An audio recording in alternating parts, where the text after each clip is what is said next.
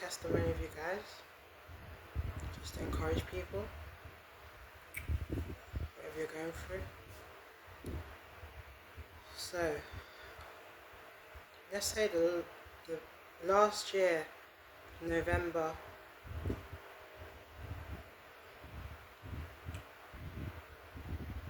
I felt a cramp in my side when I was in the bathroom having a shower, as I was, in a position doing my thing. And let's say after a few hours it got worse when I was moving about. Just cramps straight into my back, really horrible pain. That lasted for probably a week. It was really hard to do things and look after myself because it was just too painful.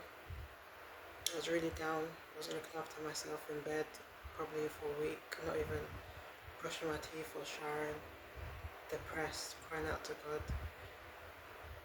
And I was just taking painkillers, to help with the pain. And then it started getting better.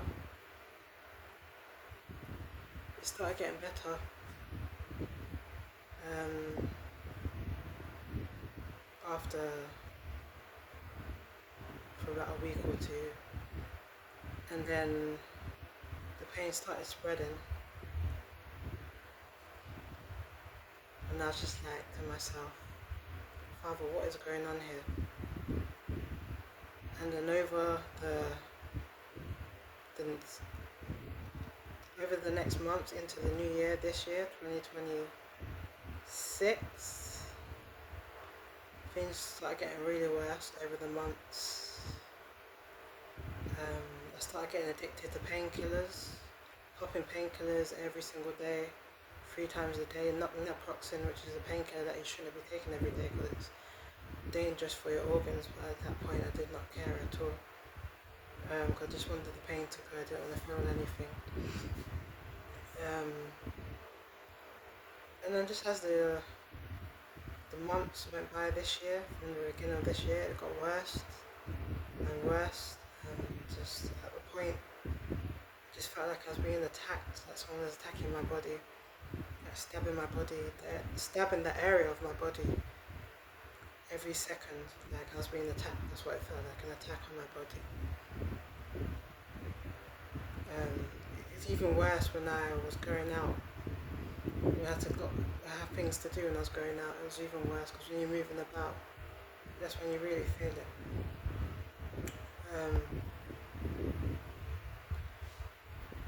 So yeah, I was just, really depressed and crying out to God and reading the Bible. This situation just brought me closer to God, really.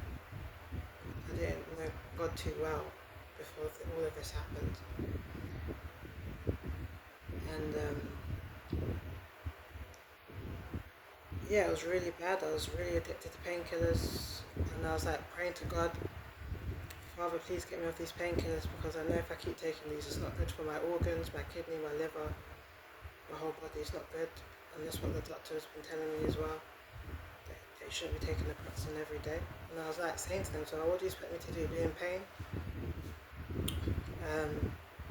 And then the end of April or beginning of May, I had an emergency surgery on a different situation, an internal abscess on my right rib cage. A lump that started off small, that started to grow massive and massive and massive over the 2 weeks. And it just got worse and worse. That's a different story. It just got worse, and I had to go to A&D and stuff, and be on emergency blood test, emergency trip, and they put the drip in you to get rid of the infection and stuff. So I had to have an emergency surgery the next day because it was really dangerous. So So I had that emergency surgery the next day, and I woke up out of surgery. I was in the recovery room. I woke up out of surgery. In the recovery room, then they sent me to after a few hours, they sent me back to the ward, and I was laying in the bed because I was so tired. Obviously, you become very tired after having surgery because of all the, what do you call it, the things they put in your system. And then I got up because I needed to use the toilet, and my tailbone was starting to hurt laying on the bed for a long time, so I needed to get up and walk.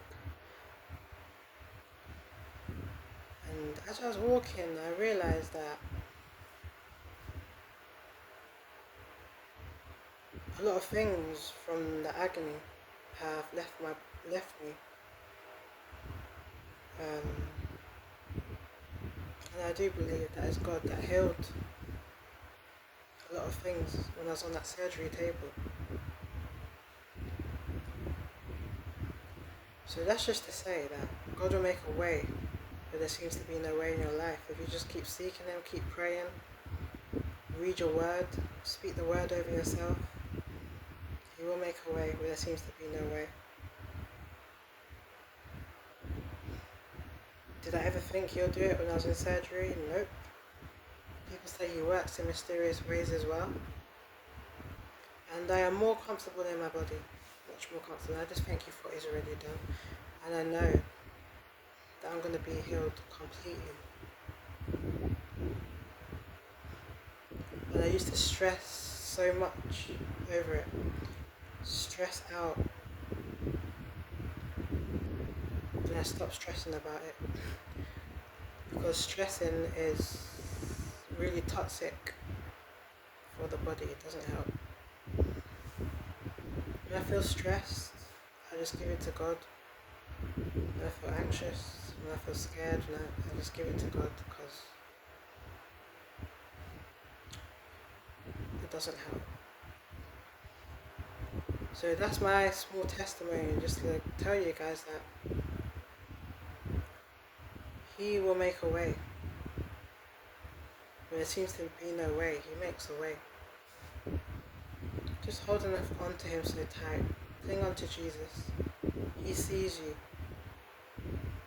And He hears you. He makes a way in His perfect timing, not in our timing. In His timing,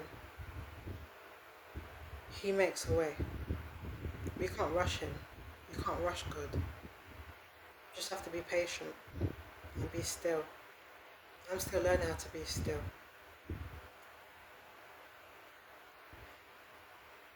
So yes, that's my testimony. Just encourage people to just cling on to Jesus. He'll make a way when there seems to be no way. Stay blessed, guys. Stay strong in Jesus Christ. Love you all.